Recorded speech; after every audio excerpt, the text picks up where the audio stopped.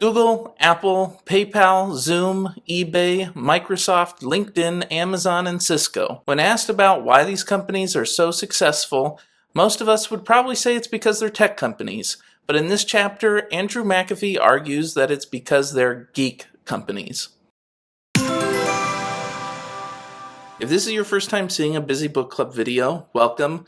My name is Mike, and on Busy Book Club, we read new and interesting books so that we can have new and interesting ideas. Today, we're diving into the second chapter of The Geek Way by Andrew McAfee. It is titled Dialed In, The Performance and Culture of Geek Companies. And as I said in the opening scenes, the main point of this chapter is to show that geek companies are high performing because of those geek cultures. But as you can imagine, it's pretty hard to get a true and accurate read on a company's culture.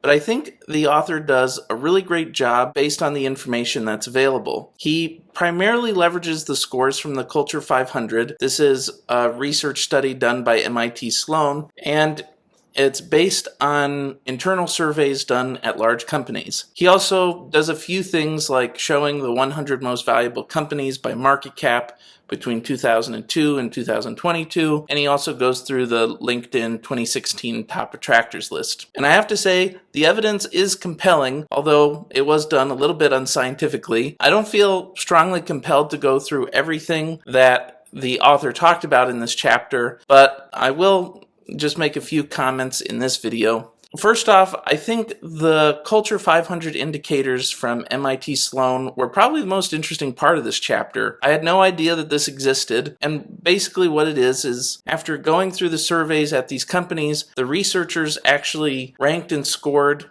the companies across 9 different dimensions, and I'll put a link in the description if you want to check it out. The dimensions included things like agility, innovation, respect, all the typical things that you would want to consider in a company's culture. Now, regarding the fundamental question of whether these companies are successful because of their culture, I definitely think it's possible, but I don't think it's hard and fast rule.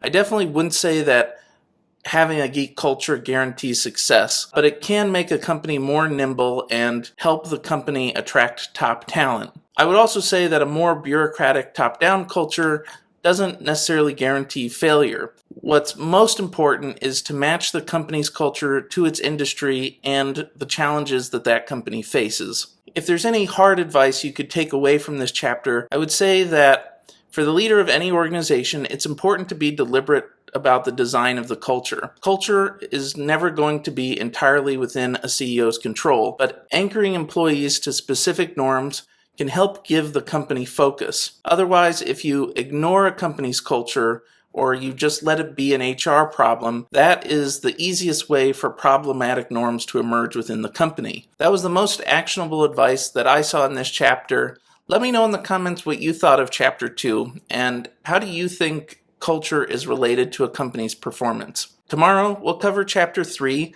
It's called Ultra and Ultimate, A New Way to Think About Us. Thank you so much for watching. Please like and subscribe, and I will see you next time.